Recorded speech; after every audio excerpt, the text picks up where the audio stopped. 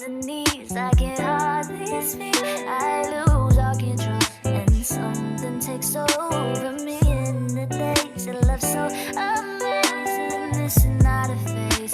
I want you to stay with me. By my side, I swallow all of my pride. Your love is so sweet, it knocks me right off of my feet. Can't explain why your love makes me weak.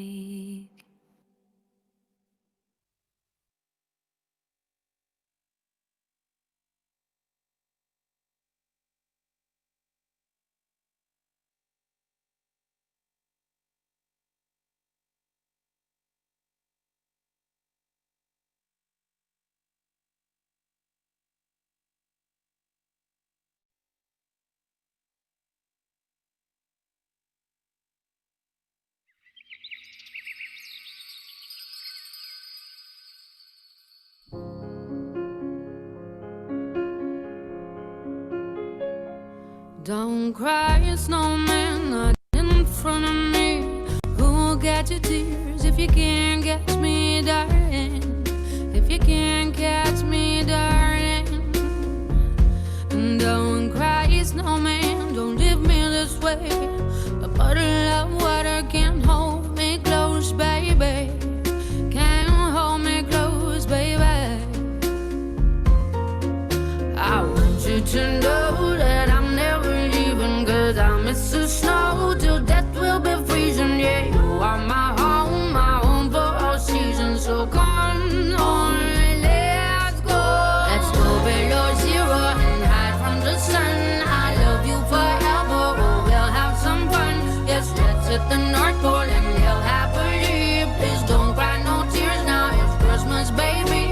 My snowman and me. My snowman and me, baby.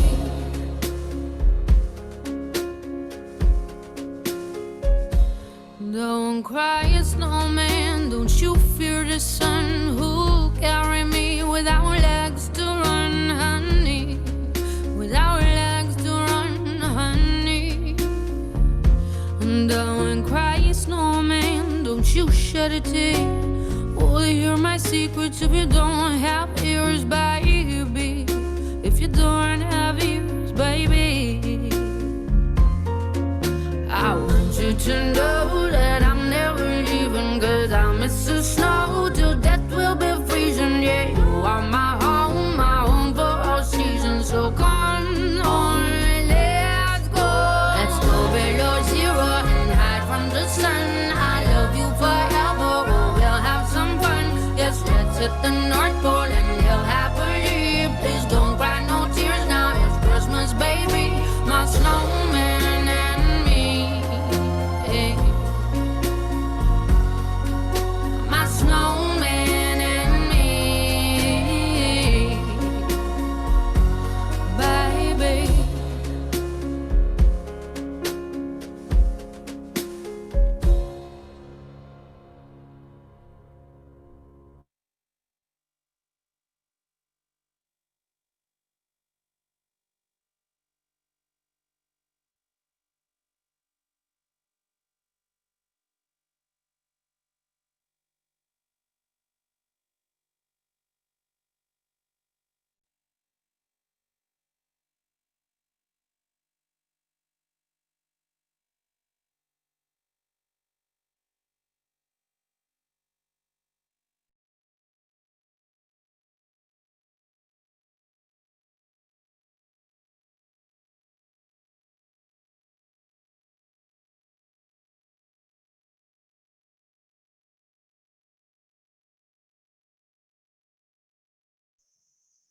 Sebelumnya, saya akan mengingatkan untuk para peserta menggunakan format nama dengan formatnya instansi underscore nama.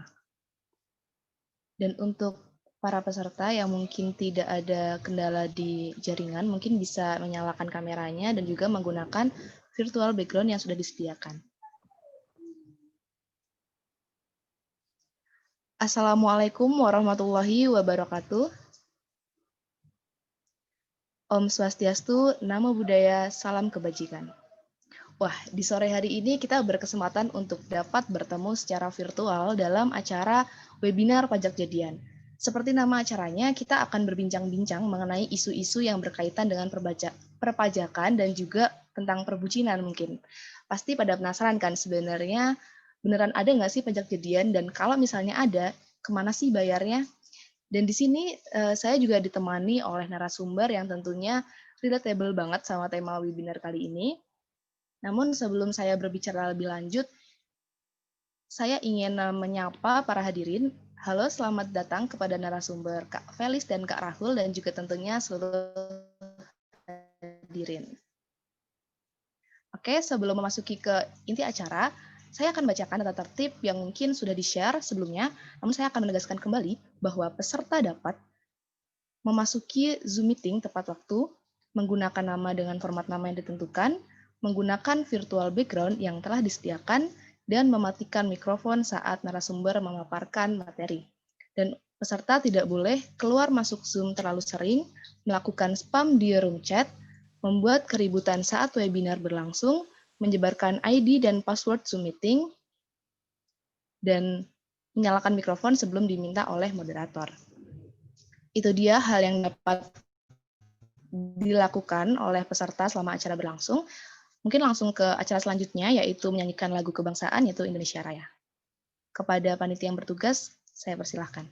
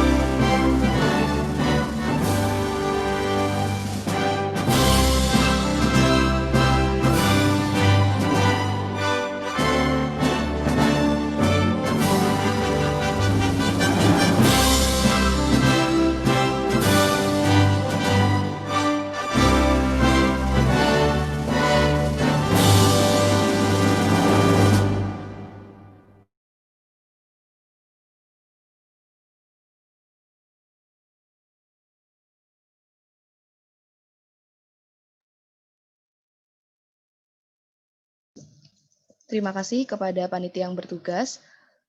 Sebelumnya, pepatah mengatakan tak kenal maka tak kintang-kintang. Enggak, maksudnya tak kenal maka tak sayang. Maka dari itu, izinkan saya untuk memperkenalkan diri. Saya Pradila Agustina Diva sebagai MC yang akan memandu webinar sore kali ini.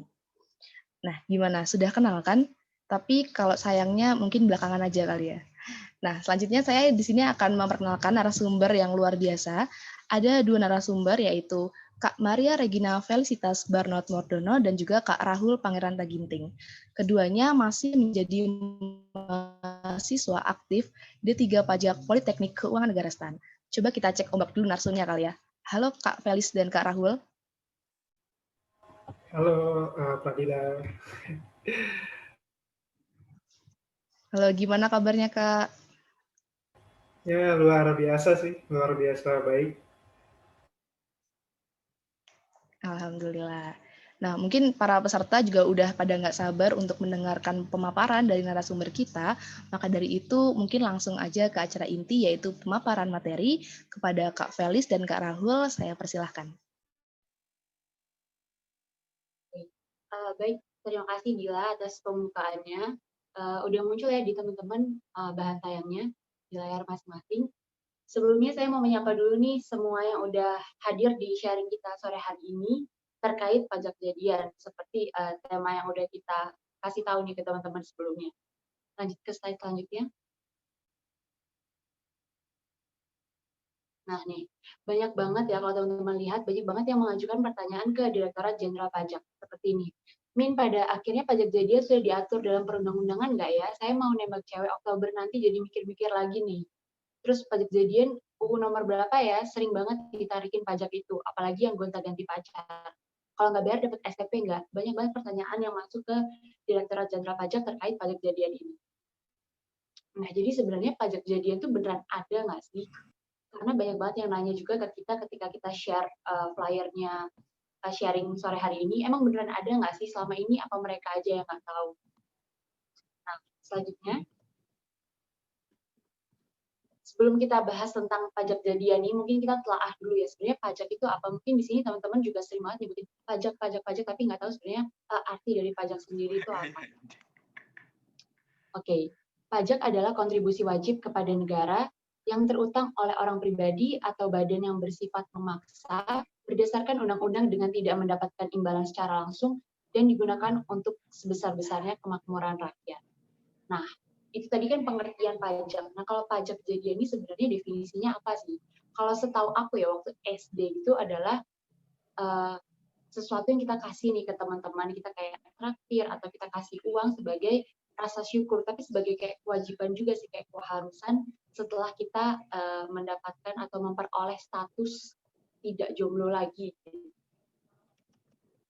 Oke. Jadi secara umum sebenarnya kita ada 3 basis nih dalam pemajakan, yaitu pendapatan as a general, upah, dan konsumsi. Nah, tadi kan konteksnya adalah kita mendapatkan status, memperoleh status baru, status tidak jomblo. Nah, kata pendapatan, kata perolehan itu sangat dekat, sangat erat dengan pemajakan. Nah, pendapatan yang dimaksud dalam pajak nih sebenarnya pendapatan yang seperti apa sih? Lanjut ke slide selanjutnya. Oke. Nah, balik lagi, sorry. Nah, ya. Konsep penghasilan dalam konteks pajak ini adalah setiap tambahan kemampuan ekonomis yang diterima atau diperoleh wajib pajak, baik yang berasal dari Indonesia maupun dari luar Indonesia, yang dapat dipakai untuk konsumsi atau untuk menambah kekayaan. Wajib pajak yang bersangkutan dengan nama dan dalam bentuk apapun, termasuk di dalamnya banyak-banyak jenis-jenisnya yang dijelaskan nanti. Nah, jadi di sini kan ada klausul tambahan kemampuan ekonomis. Sangat luas ya tambahan kemampuan ekonomis nih. Bahkan kenikmatan setelah kita pijat misalnya, itu termasuk kemampuan ekonomis. Dan di sini juga diatur bahwa dengan nama dan dalam bentuk apapun. Jadi kalau menurut teman-teman, pajak jadian nih beneran ada atau enggak? Coba komen dong, iya atau enggak. Nah, lanjut ke slide yang kelima. Nah, nanti untuk lengkapnya pajak jadian bakal dibahas selanjutnya oleh teman saya. Dan nanti juga ada simulasi perhitungan nih. Kalau misalnya kita ngasih uang segini, pajak jadinya pajak jadiannya berapa. Nah, kalau misalnya kita bicara tentang pajak, pasti banyak orang ada yang skeptis. Sebenarnya kalau kita bayar pajak tuh larinya kemana sih? Jangan-jangan lari ke kantong petugas pajak lagi. Ini kalau teman-teman lihat, ini adalah ilustrasi kalau misalnya kita membayar 1 juta uang pajak.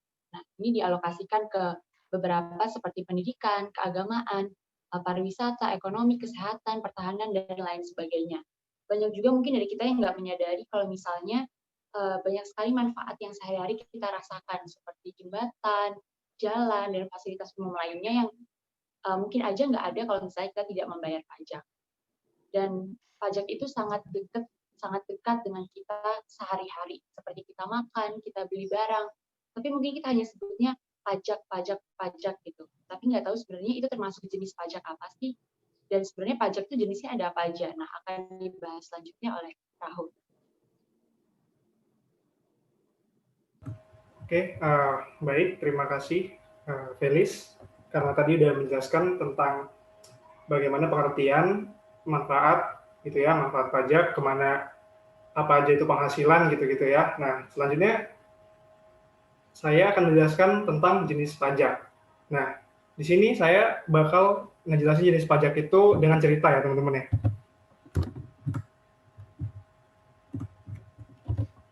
Nah, jadi Ilham ini pergi ke Ilham, ada seseorang anak SMA namanya Ilham, pergi ke sekolah menggunakan motor. Nah, kata Ilham, di tengah perjalanan itu dia mengisi bensin motornya seharga 6.650. Nah, ternyata di waktu kita mengisi bensin atau bahan bakar kendaraan bermotor, itu terdapat pajak bahan bakar kendaraan bermotor, teman-teman, dan PPN. Nah, misalkan harga bensinnya itu 6.500, kemudian di sana terdapat pajak bahan bakar kendaraan bermotor, yaitu 5% dari 6.650. Nah, berarti pajak bahan bakar kendaraan bermotornya itu 325. Kemudian terdapat juga PPN 10% dari 6.650, 665. Nah, kemudian harga belinya itu berarti 6.500 tambah 325 ditambah 665, yaitu 7.640. Harga inilah yang udah dibayarkan oleh si Ilham waktu ngisi bensin. Jadi waktu kita ngebayar 7.640 ini aku ambil sesuai ini ya teman-teman, sesuai harga Pertalite, karena Pertalite itu setahu aku harganya segini, kalau nggak 7.640, 7.650 sekian. Nah, itu tuh kita udah bayar include pajak bahan bakar kendaraan bermotor dan PPN. Jadi tuh tanpa kita sadari tuh kita udah bayar pajak, cuma ngisi bensin aja gitu. Nah, kemudian Ilham pun tadi udah nyampe ke sekolah, dia belajar dengan baik. Kemudian bel pulang berbunyi gitu kan. Terus karena dia lapar, dia singgah ke McD gitu, McD, dan membeli burger seharga 27.727. Nah, di sini teman-teman, sebenarnya ini yang paling menarik bagiku dan yang paling pengen aku sampaikan ke teman-teman, bahwa seringkali kita tertukar antara pajak restoran dan PPN gitu. Seringkali kita makan di restoran gitu misalnya, itu di struknya itu ada dibilang PPN gitu, padahal itu sebenarnya nggak benar teman-teman. Makanan dan minuman yang dijual di kafe, warung, restoran sekitarnya itu dikenakan pajak restoran, bukan PPN. Jadi dia itu bukan objek PPN, tapi objek pajak restoran. Nah, perhitungannya ini kayak gini. Misalkan harga burgernya 27.272. Terus kemudian pajak restorannya itu 10% dari 27.272, yaitu 2.727. Nah, berarti harga belinya itu tinggal ditambahin nih 27.000 tambah 2.700, jadinya 30.000. Maaf itu nolnya kelebihan ya. Nah, makanya waktu dulu tuh aku sempat ngeliat di menu tuh kayak, ini kok harganya jelek ya, 27.727, 36.636 kalau nggak salah, apa 36.363 gitu. Nah, itu tuh karena ada pajak restoran gitu. Pajak restoran 10%. Makanya waktu kita bayar yang bukan sesuai harga yang ada di menu, tapi yang kita bayar itu penuh, jadi 30.000 atau 40.000 kayak gitu. Jadi kesamaan tarifnya ini sih sebenarnya, pajak pertambahan nilai itu 10%, pajak restoran juga 10%. Nah, ini sih yang kadang bikin tertukar gitu. Nah, jadi ingat ya teman-teman, itu pajak restoran bukan PPN. Kemudian Ilham lupa minum nih, terus dia beli Aqua di Indomaret seharga 3.000. Karena masih haus, dia beli teh gelas di minimarket Pak Ibnu seharga 1.000. Ini sebenarnya sekilas ya teman-teman, ini beli Aqua di Indomaret sama beli teh gelas di minimarket. Yang mana Indomaret itu minimarket juga. Kelihatannya sama ya, sama-sama beli minum di minimarket. Nah, tapi apakah perlakuan pajaknya sama? Coba kita lihat ya. Nah, ternyata perlakuan pajaknya beda teman-teman. Yang kena pajak pertambahan nilai adalah Aqua, hanya Aqua. 3.000 dan ditambah PPN 10% dikali 3.000, yaitu 300. Makanya harga belinya 3.300. Mungkin ada pertanyaan gini, tadi kenapa makanan sama minuman itu dibilang bukan objek PPN tapi objek pajak restoran? Ingat teman-teman, yang menjadi objek pajak restoran dan bukan PPN adalah yang dijual di warung makan, kafe, dan restoran. Kalau ini kan Indomaret itu minimarket, ya memang sebagian besar dia menjual makanan dan minuman, tapi di sini kita kenain PPN, bukan pajak restoran, oke? Harga belinya 3.300. Jadi yang kita bayarkan di struk itu nanti di situ dibilang kalau udah include PPN. Oh ya, FYI aja ya teman-teman, for your information. Mungkin kalau misalnya di sini ada yang satu domisili sama aku ya di Batam. Batam itu kawasan bebas teman-teman. Jadi nggak ada PPN dalam pembayaran barang dan jasa kita. Jadi setiap kita beli barang, beli jasa itu nggak ada PPN di dalamnya gitu. Jadi misalkan ini kan barang nih, itu nggak ada PPN tuh Aqua itu. Terus misalkan kita berlangganan IndiHome gitu, IndiHome, terus bayar jasanya kan, bayar jasa telekomunikasi sebutannya kan tiap bulannya. Nah itu tuh nggak dikenain PPN gitu, jadi harganya bisa lebih murah sedikit. Itu mungkin intermezzo aja. Nah kemudian teh gelas dari minimarket Pak Ibnu itu nggak dikenain PPN karena Pak Ibnu itu bukan pengusaha kena pajak. Sederhananya gini teman-teman, pengusaha kena pajak itu adalah pengusaha yang besar, yang omsetnya besar. Soal nanti syarat berapa omsetnya atau gimana itu mungkin kita bisa bahas di kesempatan selanjutnya. Tapi intinya pengusaha yang besar, pengusaha kena pajak sebutannya itu bisa memungut PPN, sedangkan pengusaha biasa itu enggak. Nah kemudian, biasanya Ilham ini makan di warteg Bu Tejo, tapi tadi di McD. Kenapa? Oh setelah ditanya, kata Ilham, dia dapat tambahan jajan dari dividen 30.000. Nah, dividen ini dari saham BBRI yang dia punya. Ini sengaja aku masukin karena aku ngelihat sekarang fenomena-fenomena sekarang itu teman-teman itu anak-anak muda milenial itu udah pada terjun ya, udah pada terjun. Kita yang megang kunci di sini. Mana kau?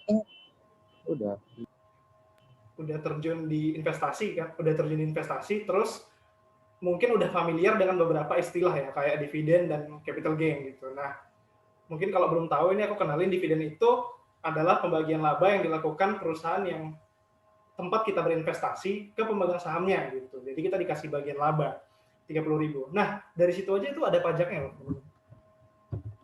Nah, dividennya 30.000.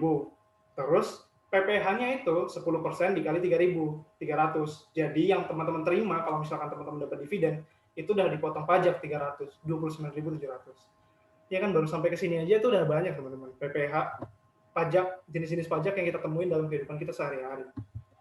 Kemudian Ilham sampai di rumah, terus Ilham chill dulu ya kan, buka YouTube, nonton Atta Halilintar jurusan. Ini bukan Atta Halilintar ya, karena di sini diketahui itu setelah browsing penghasilannya itu 50 juta per bulan. Karena aku yakin Atta Halilintar pasti lebih kan, ya? Nggak mungkin 50 juta per bulan, mungkin ratusan juta atau bahkan miliaran per bulan, kita nggak tahu ya. Nah, YouTuber, siapa sih yang sini nggak nonton YouTube? Pasti pada nonton YouTube kan ya. Nah, YouTuber itu juga kena pajak teman-teman. Gimana perhitungannya? Gini, jadi YouTuber itu nama penghasilannya adalah penghasilan atas pekerjaan bebas.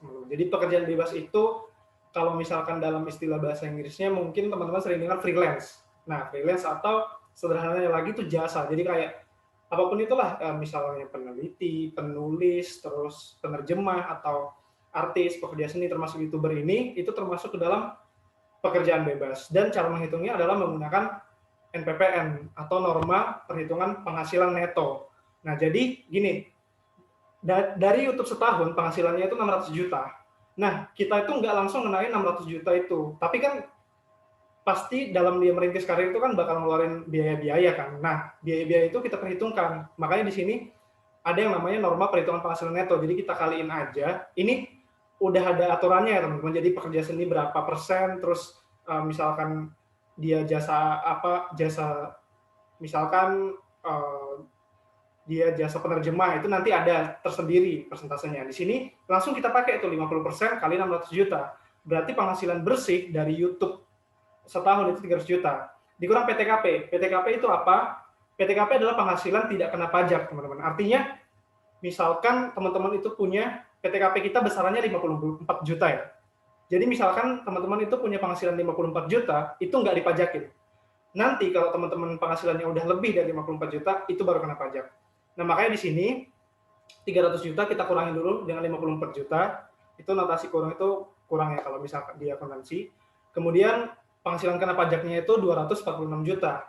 Nah, dikenain tarif pajak orang pribadi, tarif PPh orang pribadi kita di Indonesia itu berlapis, teman-teman. Jadi lapis pertama penghasilan sampai 50 juta itu dikenain 5%. Jadi 5% dikali 50 juta, 2,5 juta. Nah, sisanya, kenapa sisanya itu sebenarnya masih banyak ya tarifnya, ada 15%, 25%, 30%. Cuma di sini kita cukup sampai 15% aja. Itu 100 kali 196 juta. Kenapa? Karena 246 dikurang 50. Jadi sisa dari yang bagian 246 tadi yang udah dikurangin sama 50 itu kita kaliin 15%. Makanya 29,4 juta. Nah, tinggal ditambahin tuh teman-teman 31,9 juta dan ini nanti dibayarkan dan dilaporkan tuh di akhir tahun gitu. Nah, karena memiliki cita-cita sebagai YouTuber sukses, Ilham ini berniat memberi laptop, kamera, sound system yang bagus. Kemudian dia berpikir untuk menjual lukisan personil BTS gitu ya, mungkin Jungkook kali ya, Jungkook BTS bukan? Ya semoga benar nih, Jungkook BTS. Kemudian memanfaatkan kemampuan menggambarnya dan kesukaannya pada K-pop. Kemudian Ilham ini ngejual lukisan 50.000 per lukisan dan menjual 100 lukisan per bulan. Nah, dia jualan ini itu juga ada aspek pajaknya teman-teman, dan itu beda dengan yang tadi, dengan yang pekerjaan bebas. Nah, ini dinamakan PPH UMKM. UMKM itu usaha mikro, kecil, dan menengah ya. Nah, di pajak sendiri itu ada kriterianya tersendiri, dan untuk kriterianya itu mungkin kita bisa bakal bahas lebih banyak, lebih dalam lagi di kesempatan-kesempatan selanjutnya.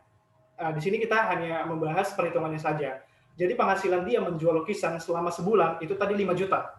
Dari harga lukisan dikali banyaknya lukisan yang dia jual. Berarti pajak penghasilan UMKM-nya itu 0,5% karena tarif kita UMKM PPh 0,5% kali 5 juta, 25.000. Jadi dia bayar 25.000 tiap bulannya. Misalkan bulan depan dia 6 juta berarti 0,5% kali 6 juta. Berapa itu 30.000 gitu. Nah, jadi ya udah sebulan dia bayar 25.000 untuk bulan ini gitu. Jadi dia mau nambah-nambah modalnya, dia jual lukisan dulu. Nah, kemudian setelah punya perlengkapan, Ilham ini memulai karirnya teman-teman sebagai YouTuber dengan membuat konten, menggerebek kosan temennya, Jekma. Jekma ini dia baru hilang dia, terus udah balik kosan kan, jadi ya bikin konten aja gitu lah. Nah, Ilham ini mengendap-endap, kemudian buka pintu teman kosnya. Temennya pun kaget, padahal udah tahu mau bikin konten ya, pura-pura aja.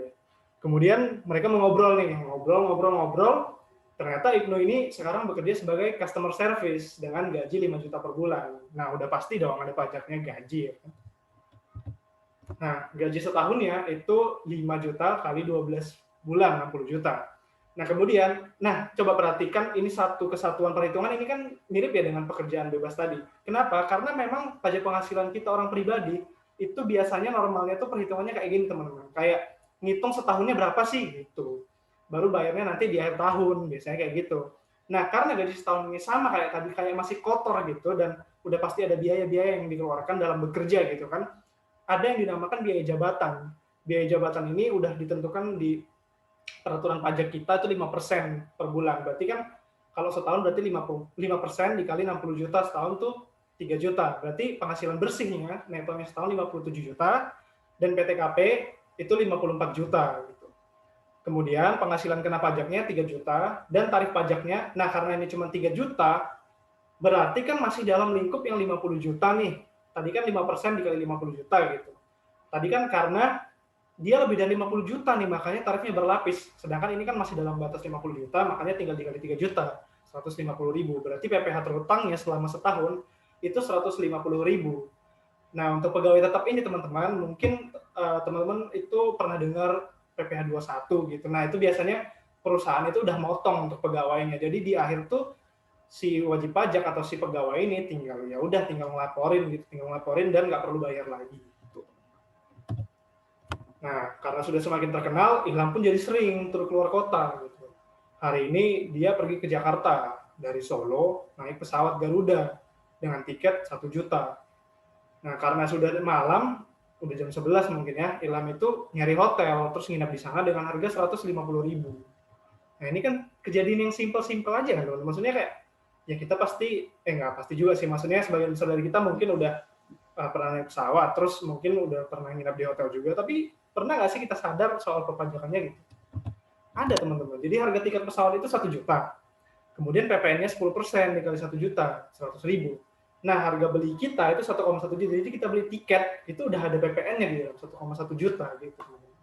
Nah, terus dia nyewa kamar hotel 150.000. Nah, sama juga harga yang kita bayarkan itu nggak 150.000 pasti. Untuk uang yang kita keluarkan itu 165.000. Kenapa? Karena dia termasuk pajak hotel, bukan PPN ya, karena dia bukan objek PPN, tapi dia tersendiri namanya pajak hotel, 15.000. Makanya yang kita bayarkan itu 165.000. Nah, makanya di sini sebenarnya ini sih yang mau aku tunjukin ke teman-teman tadi, langsung jenis pajak ini. Cuman aku berpikir mungkin akan lebih baik jika dikaitkan dengan kehidupan sehari-hari. Itu kan kayak tadi Ilham tuh cuman ngapain sih? Cuman berangkat sekolah, makan, beli minum, dapat dividen gitu kan, dapat dividen, terus YouTuber, terus ada temannya kerja, terus ada apalagi tadi naik pesawat, terus ke hotel. Itu tuh semua ada pajaknya. Jadi jenis pajak tuh ada dua. Ini berdasarkan otoritas yang mengatur atau mengorganisasi gitu, mengorganisir. Di sini ada pajak pusat, PPH, PPN, pajak penghasilan, PPN, itu tadi kita udah bahas sebagian. Kemudian pajak bumi bangunan, perkebunan, perhutanan, dan pertambangan. Nah, ini tuh diatur sama Direktorat Jenderal Pajak, pajak pusat. Dan Bea Matrai. Mungkin Bea Matrai teman-teman juga udah dengar kan beritanya baru-baru ini nanti bakal jadi 10.000 gitu. Nah, itu memang Kementerian Keuangan langsung atau Direktur Jenderal Pajak yang mengatur ini. Nah, kalau pajak daerah tuh lebih banyak lagi jenisnya. Ini hanya sebagian nih, ada pajak kendaraan bermotor. Teman-teman pasti mungkin udah pernah ke Samsat itu bayar. Nah, itu pajak daerah.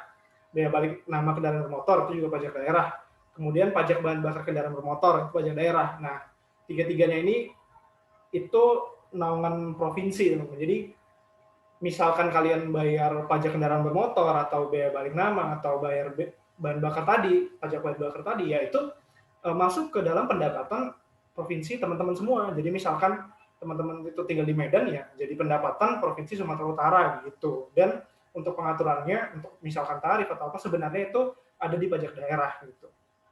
Kemudian ada pajak rokok, pajak hotel juga, tadi kita udah bahas, pajak restoran, dan PBB P2, pajak bumi bangunan, pedesaan, dan perkotaan. Tadi kan PBB P3 pusat.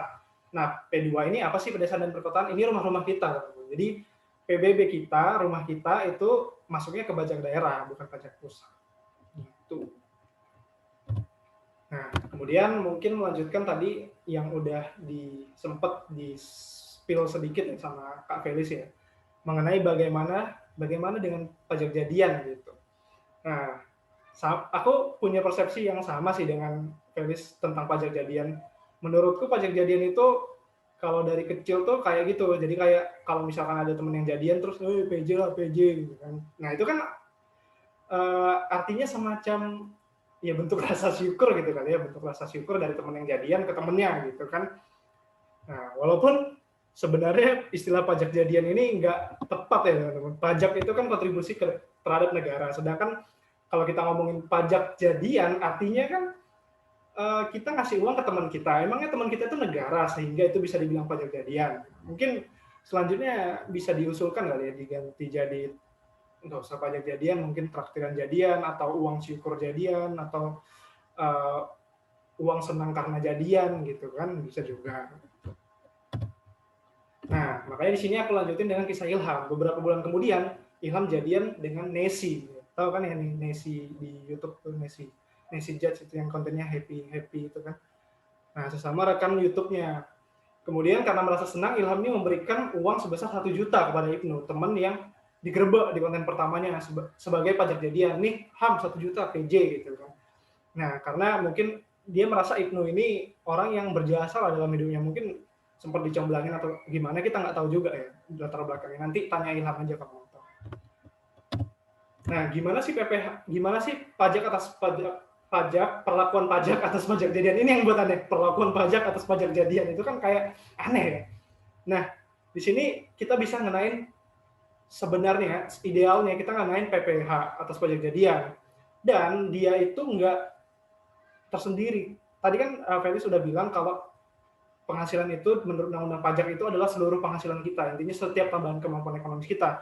Artinya di waktu Ilham memberikan Ibnu uang, itu tuh udah jadi tambahan ekonomis bagi si Ibnu, dan seharusnya dilaporkan menjadi penghasilan dan kena pajak penghasilan, gitu teman-teman konsepnya. Jadi ya pajak jadian ini sebenarnya penghasilan, bukan pajak gitu.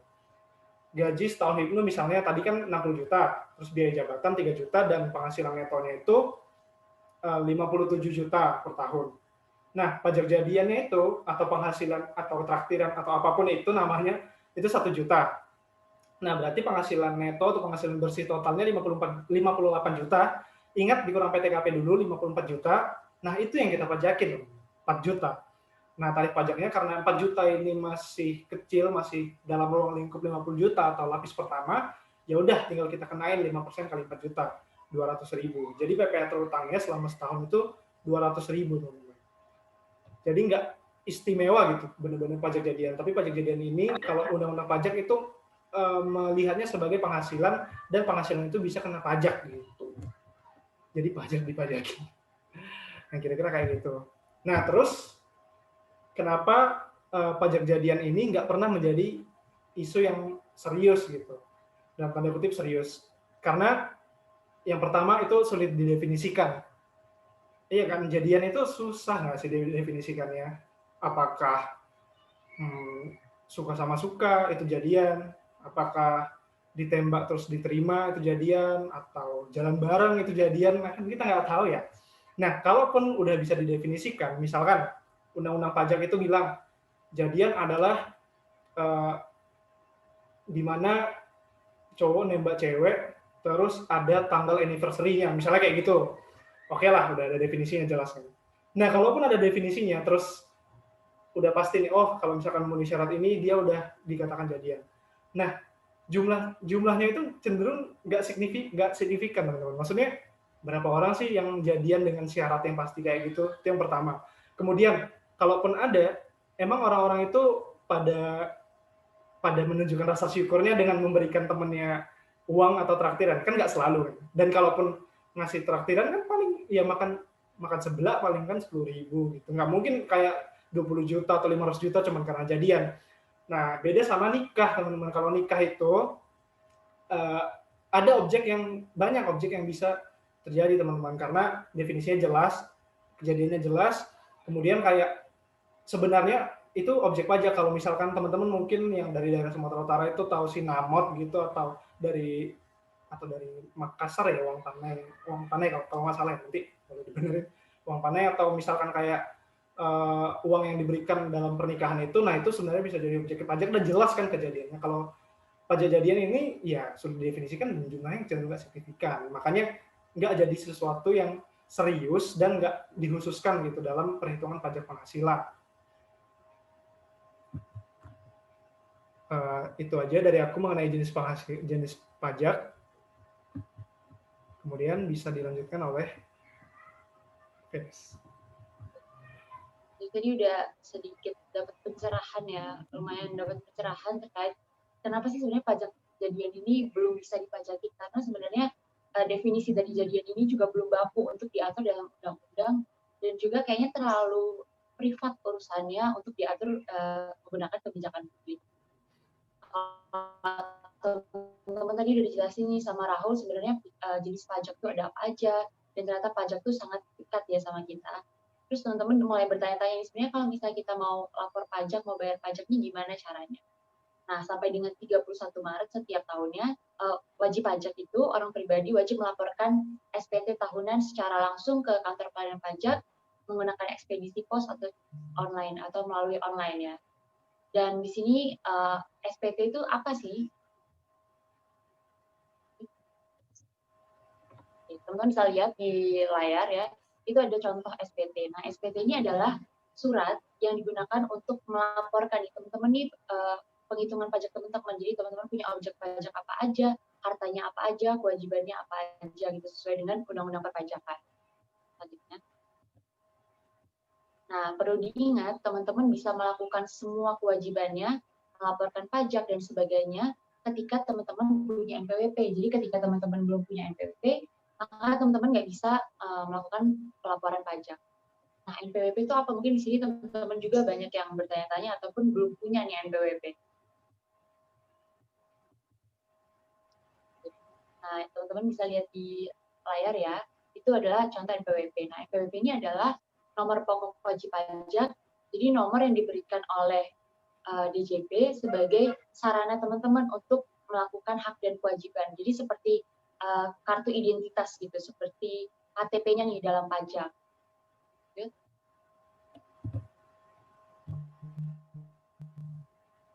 Kapan sih kita harus punya NPWP? Tadi mungkin udah dibahas sama Rahul ya, udah dibahas singkat-singkat terkait PTKP. Nah, jadi teman-teman tuh wajib membuat NPWP ketika mempunyai penghasilan yang melebihi penghasilan tidak kena pajak dalam setahun. Tapi kalau misalnya teman-teman belum memiliki penghasilan ataupun penghasilannya belum melebihi PTKP, juga bisa memiliki NPWP.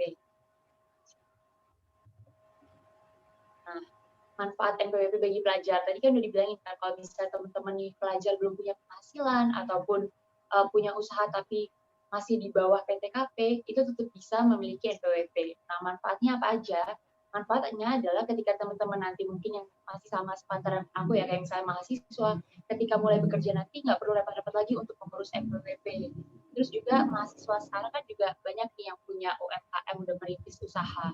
Nah, itu juga bisa nanti teman-teman gunakan nih untuk misalnya kayak klaim bantuan ketika kemarin pandemi COVID ya, ketika di pandemi COVID ini kan pemerintah memberikan bantuan. Nah, teman-teman yang punya UMKM bisa klaim bantuannya hanya ketika memiliki NPWP, karena ketika memiliki NPWP, teman-teman baru terdaftar nih, baru negara nih tahu bahwa oh teman-teman ini memiliki usaha tersebut, dan juga menghindari sanksi pidana. Nah, nih, kalau misalnya punya NPWP harus bayar pajak nggak sih? Nanti mungkin banyak orang nih yang takut kayak pelajar di misalnya SMA. Aku udah punya NPWP nih Kak, tapi belum punya penghasilan. Nanti kalau misalnya disuruh bayar pajak gimana? Sesuai yang sudah dijelaskan tadi ya teman-teman, bahwa teman-teman yang belum punya penghasilan ataupun penghasilannya belum melebihi PTKP, tentunya tidak diwajibkan untuk membayar dan melaporkan. PTKP itu sebesar 54 juta per tahun untuk orang wajib pajak orang pribadi. Setiap orangnya mendapatkan PTKP 54. Untuk membuat NPWP ini sangat mudah teman-teman syaratnya. Jadi semua orang bisa mendaftarkan dirinya untuk membuat NPWP. Untuk orang pribadi non usaha pekerjaan bebas, syaratnya hanya membutuhkan fotokopi KTP. Nah, ketika teman-teman punya usaha pekerjaan bebas nih, perlu fotokopi KTP, fotokopi dokumen izin usaha atau tagihan listrik, serta surat pernyataan bermanfaat. Untuk cara dan membuat NPWP, sekarang kan karena di masa pandemi tentunya kita nggak bisa ke kantor pelayanan pajak ya, jadi DJP itu menyediakan yang namanya e-registration, di mana teman-teman tinggal mengunjungi aja nih di laman ireg.pajak.government.id/daftar, kemudian teman-teman melakukan aktivasi pendaftaran melalui email, dan mengisi dan mengirim formulir pendaftaran. Semuanya serba online dan data yang diisikan itu juga tidak terlalu banyak. Selanjutnya, nah nanti setelah teman-teman mengirimkan permohonan, maka dari DJP akan mengirimkan nomor NPWP teman-teman ke email masing-masing. Dan itu waktunya singkat banget, nggak lebih dari 1 jam setelah teman-teman mendaftar dan mengirimkan permohonan, langsung masuk ke email teman-teman masing-masing. Kemudian data yang teman-teman ajukan tadi akan diperiksa lagi nih kebenaran dan kelengkapannya, dan ketika data-data yang teman-teman berikan sudah sesuai, maka kartu fisik NPWP teman-teman akan dikirimkan oleh kantor pajak ke alamat terdaftar teman-teman.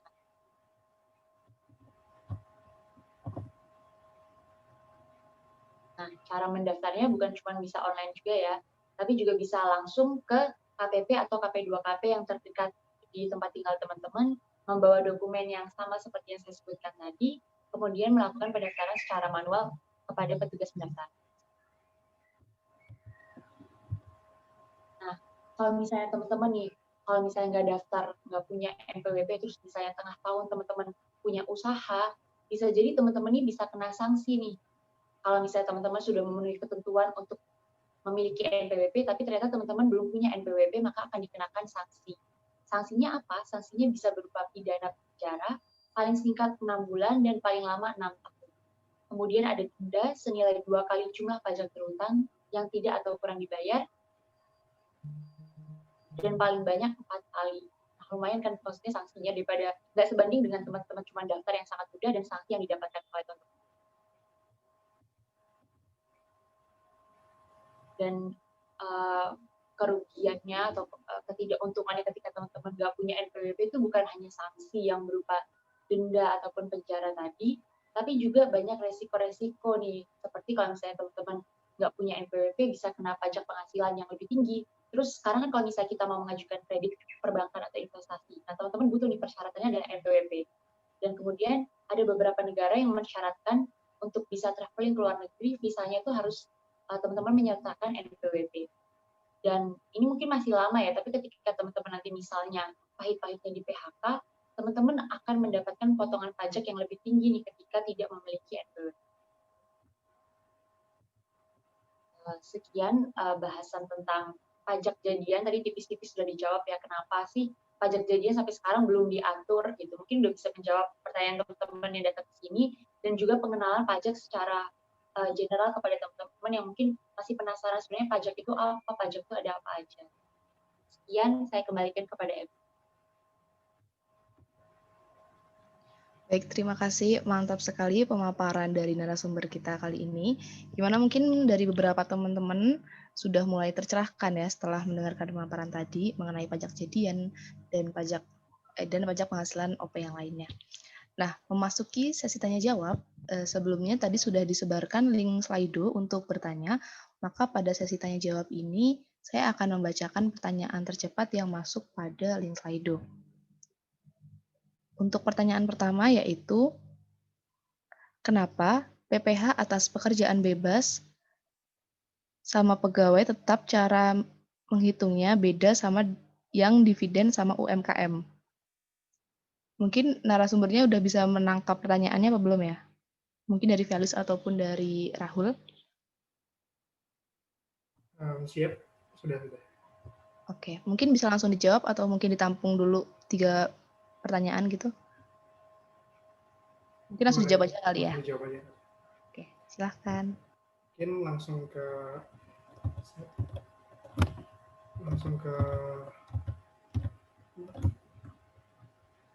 slide ini. Langsung ke slide-nya aja teman-teman. Jadi kan tadi pertanyaannya adalah mengapa tadi yang PPh atas pekerjaan bebas dan PPh atas penghasilan dari menjadi pegawai tetap itu berbeda dengan atas UMKM dan dividen. Benar begitu pertanyaannya, Rabila?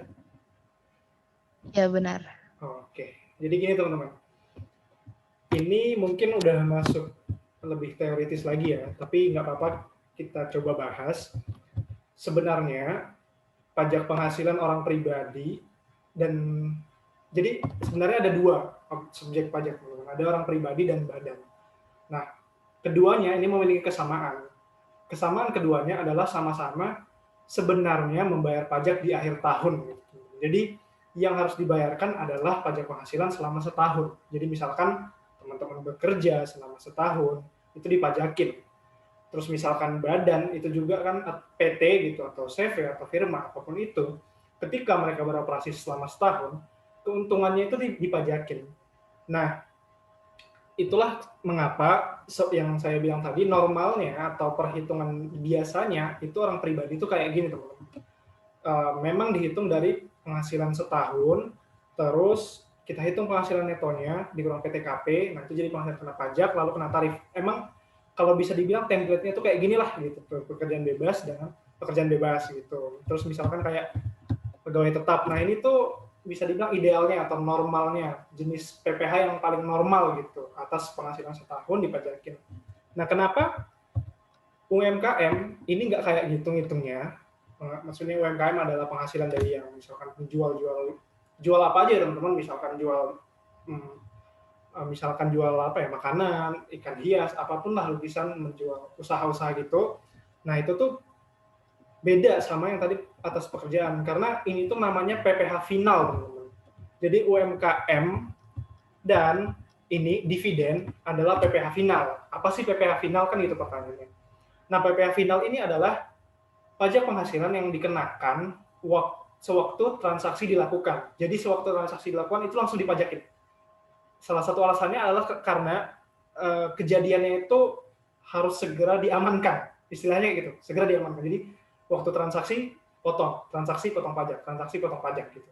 Karena kejadiannya itu bisa dibilang nggak rutin dan sekali-sekali gitu, makanya dipotong PPh final. Jadi segera diamankan waktu transaksi terjadi.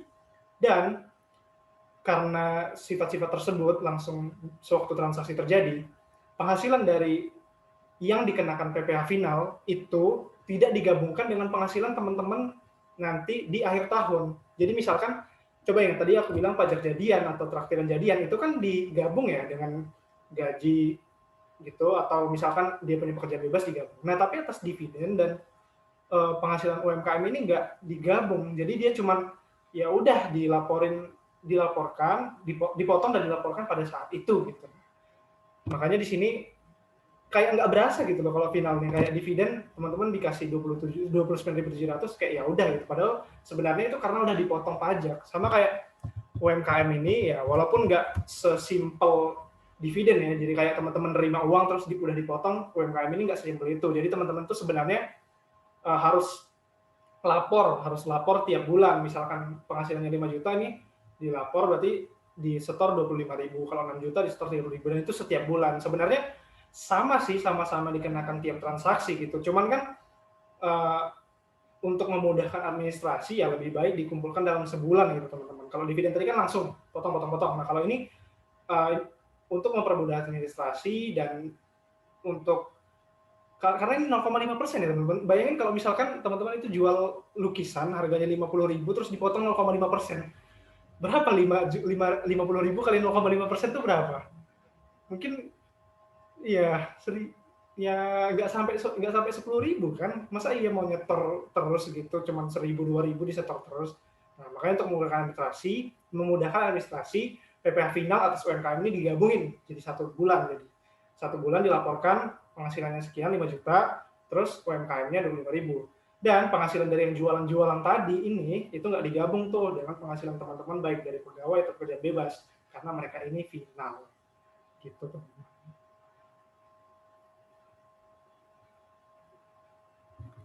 Oke, terima kasih atas jawaban dari Kak Rahul. Mungkin tadi kan di Slido itu pertanyaannya anonim ya, jadi semoga jawaban tadi sudah menjawab pertanyaannya.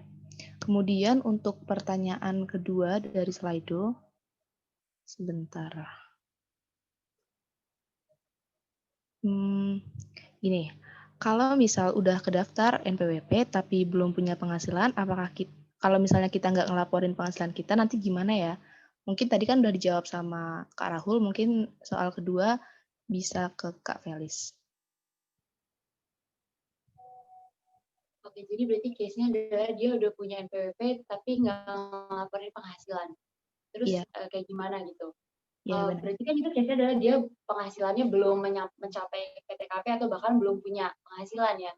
Kalau misalnya kayak gitu, tentu pajak kita ini Direktorat Jenderal Pajak ini nggak mau ngasih pajak, nggak mau mungut pajak terus gitu kalau misalnya teman-teman nggak punya penghasilan. Jadi teman-teman nanti bisa langsung non efektifkan aja, atau teman-teman yang punya usaha nih ternyata di tengah tahun teman-teman kayak bangkrut atau berhenti atau usahanya berhenti dulu gitu, teman-teman langsung bisa ajukan non efektif. Jadi tahun selanjutnya teman-teman nggak perlu punya kewajiban untuk melapor atau membayar pajak.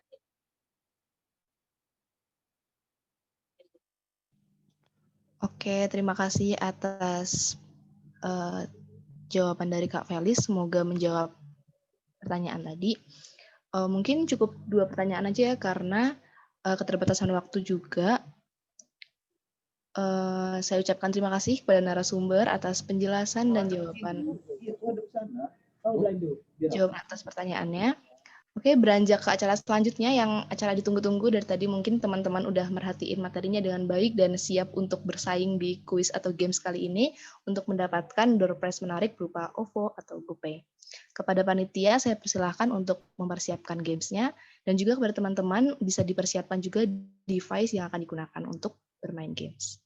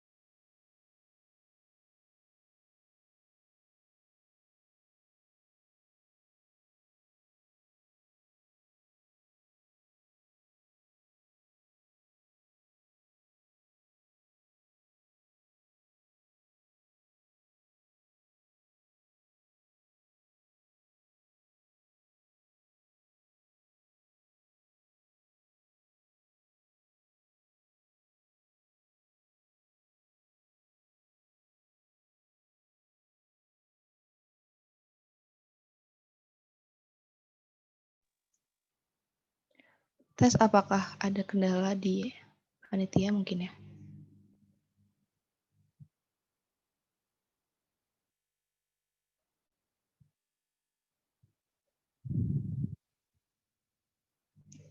Oke, untuk teman-teman sambil nunggu panitianya yang persiapkan gamesnya, mungkin bisa dipersiapkan device-nya untuk Kahoot kali ini.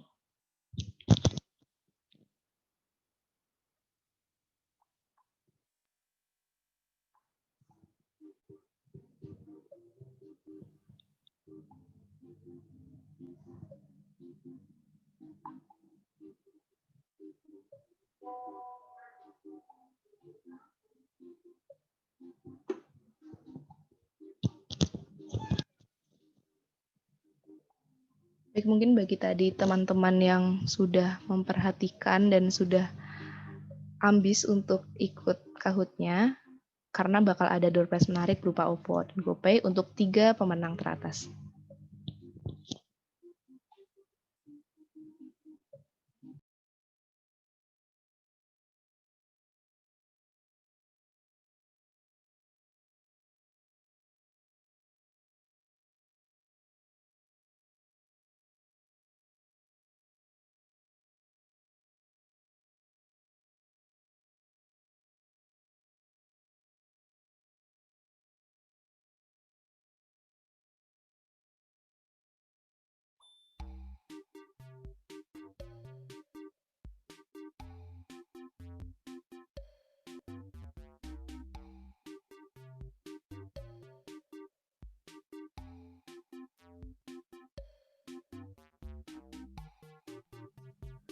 Kepada teman-teman, bisa langsung join dengan cara di browsernya masing-masing, yaitu www.kahoot.it, atau menggunakan aplikasi Kahoot dan masukkan game PIN-nya itu yaitu 1639051.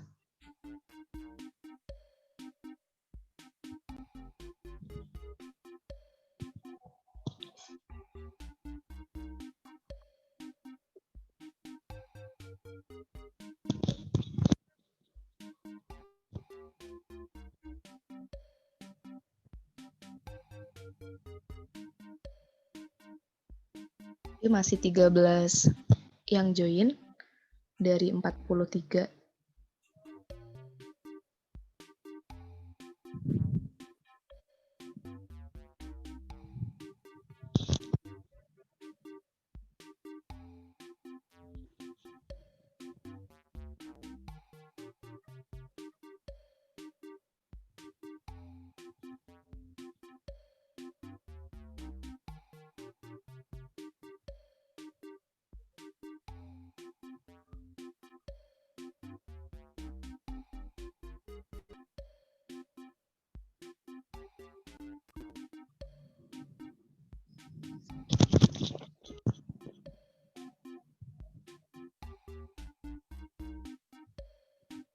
Iya, tidak apa-apa jika tidak ikut. Diharapkan untuk teman-teman yang join menggunakan nama asli, karena nanti kan untuk pengambilan door prize-nya menggunakan harus ada buktinya, jadi ya kalau bisa ada buktinya, nggak apa-apa kalau misalnya pakai nama palsu juga kalau misalnya malu gitu ya. Yang penting nanti kalau misalnya mendapatkan peringkat 3 teratas, bisa langsung di screenshot soalnya nanti buat bukti ke panitia untuk pengambilan door prize-nya.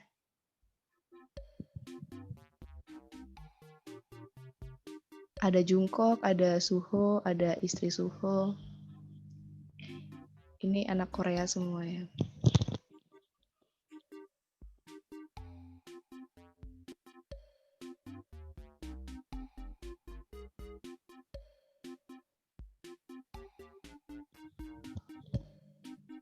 Ini nggak ada yang Sojun ya, tim Sojun. Kenapa Suho semua?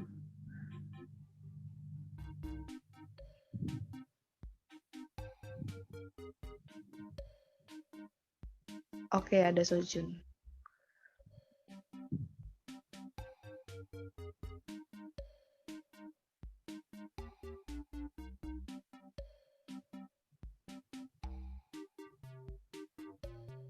Oke, mungkin nunggu sampai 25 kali ya.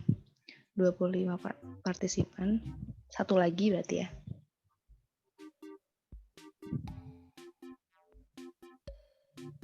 Oke, Sojun Suhasam. Oke, mungkin dari panitia bisa dimulai untuk gamesnya. Saya persilahkan.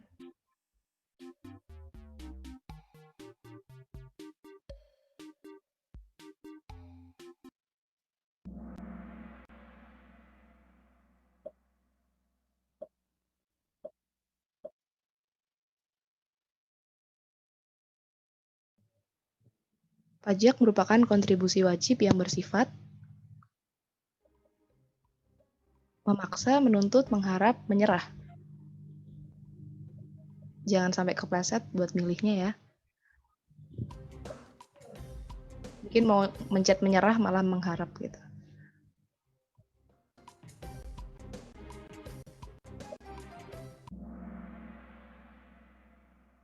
Oke, masih ada yang jawab menuntut. Oke, satu orang nggak apa dimaafkan. Lanjut ke soal selanjutnya. Oke, yuk bisa yuk, masih juara 1. Dan bismillah aja akan menyusul mungkin. Surat untuk melaporkan penghitungan dan pembayaran pajak adalah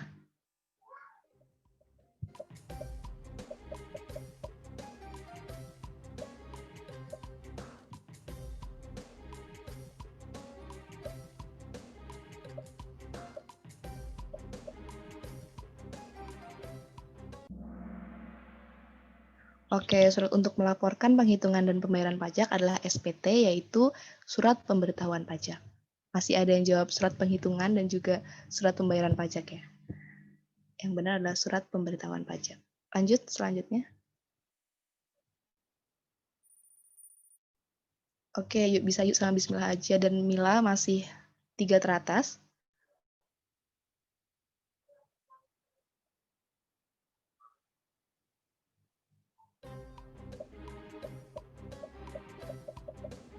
Berapa jumlah angka dalam nomor NPWP?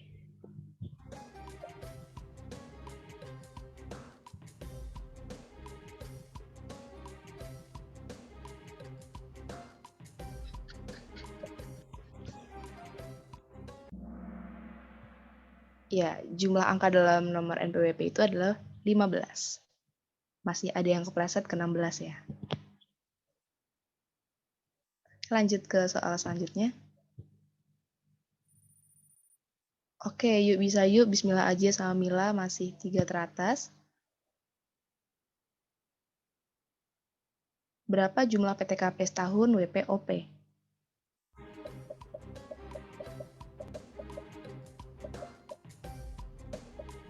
$5.440 nggak sih? Oke, masih ada yang jawab 540.000 dan juga 54.000. Yang benar adalah 54 juta dalam setahun. Oke, belum kegeser ya, ini 3 teratasnya. Lanjut. Berapa lama sanksi pidana bagi yang sudah memenuhi ketentuan umum tidak mempunyai NPWP?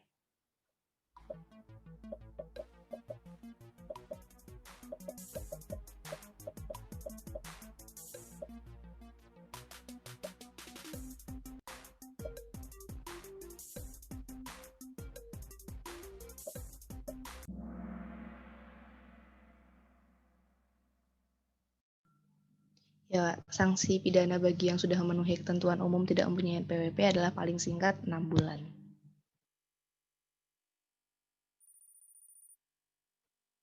Oke, masih dengan nama yang sama. Lanjut. PKP merupakan singkatan dari pengusaha kacau pajak, pengusaha kena pajak, pengusaha kantor pajak, atau pengusaha kawal pajak.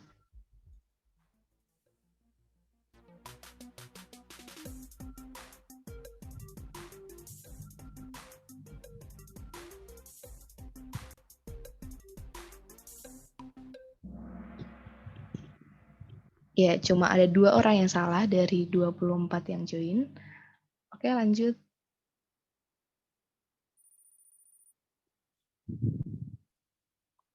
Oke, masih sama. Berapa tarif PPN? Ini gampang banget sih, seharusnya benar semua.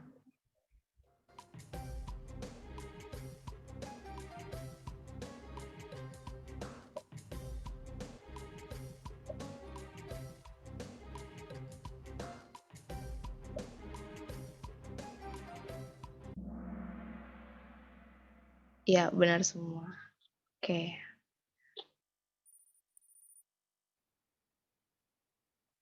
Yuk, bisa yuk selalu memimpin ya, belum pernah salah kayaknya. Oke, dipikirkan baik-baik.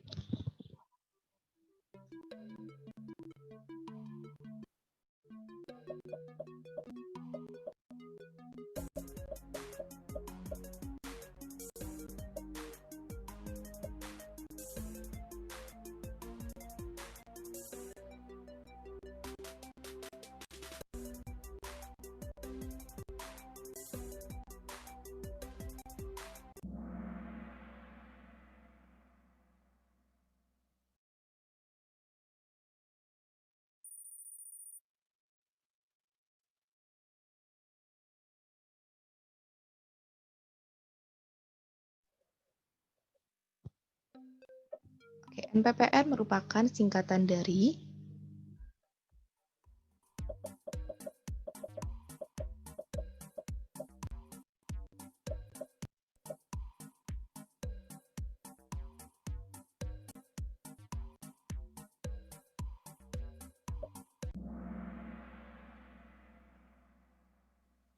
ya, masih banyak yang kesleo di antara penghasilan dan pendapatan.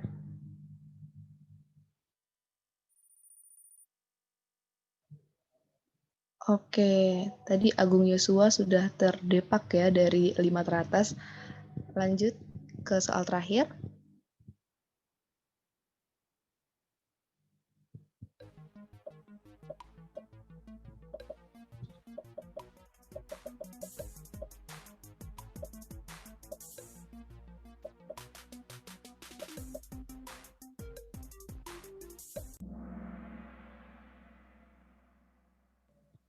Ya, berikut yang merupakan pajak daerah kecuali PBB P3 karena PBB P3 adalah pajak pusat.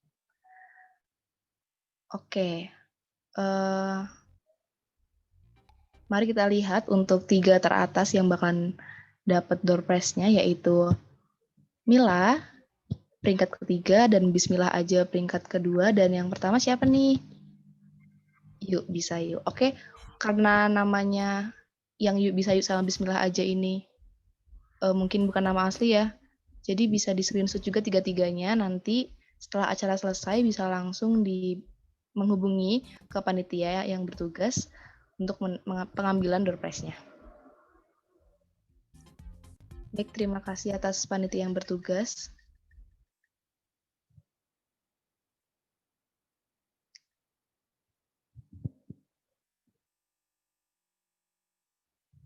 Oke, sekali lagi saya ucapkan selamat untuk para pemenang dan semangat untuk peserta yang belum menduduki peringkat 3 teratas. Mungkin bisa dicoba lagi di webinar-webinar selanjutnya.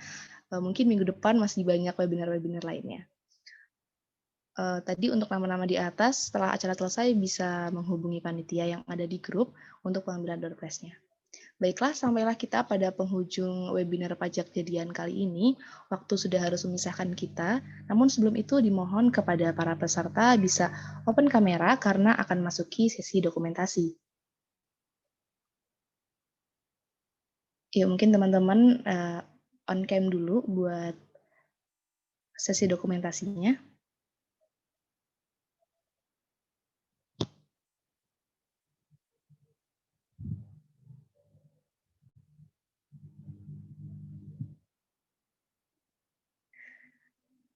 Masih ramai ya, padahal petang sudah mulai mau maghrib, tapi masih bersemangat untuk ikut webinar. Oke, untuk panitia yang bertugas sudah siap untuk dokumentasi.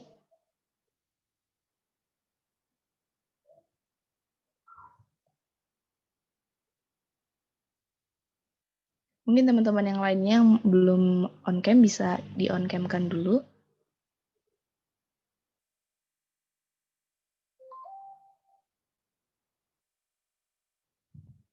Oke, mungkin ada kendala jaringan kali ya, atau mungkin lagi di luar rumah juga. Untuk panitia yang bertugas, bersiap-siap untuk pengambilan sesi dokumentasi. Dalam hitungan 3, 2, 1. Sekali lagi, 3, 2, 1. Baik, terima kasih kepada para peserta yang sudah hadir pada webinar kali ini. Saya ucapkan terima kasih juga kepada narasumber dan hadirin atas kesediaan waktunya. Mohon maaf jika terdapat salah kata, baik yang saya sengaja maupun tidak. Saya Pradila Agustina Diva sebagai MC, pamit undur diri. Wassalamualaikum warahmatullahi wabarakatuh. Untuk para peserta bisa meninggalkan room Zoom ini. Terima kasih atas kehadirannya.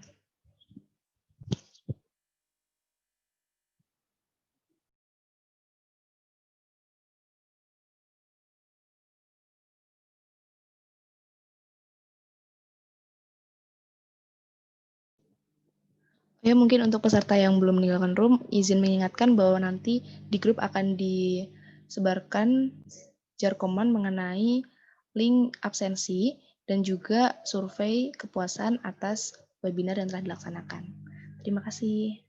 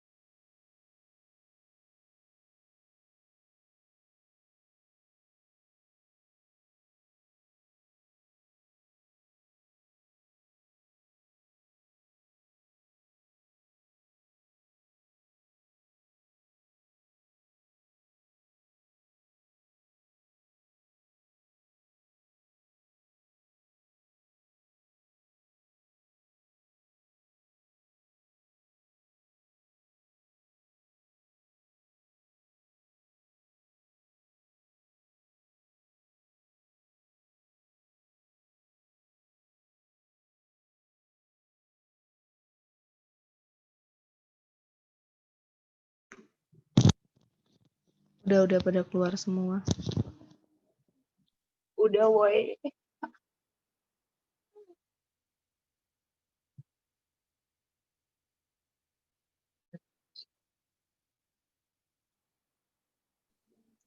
Aduh, akhirnya selesai juga. Jam berapa sih? Oh, 5. Rahman, gimana mati lampumu, Man? Masih mati lampu Mantep banget ya, mati lampunya tuh pas banget, nggak bisa ngapa-ngapain. PLN-nya sangat gini banget. Jadi mending ya bisa lighting.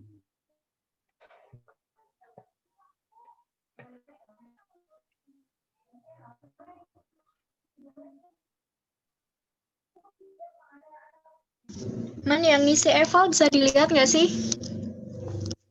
Bisa. Buka aja spreadsheet di Taxation ID ya, di emailnya. Di Google Spreadsheet pokoknya.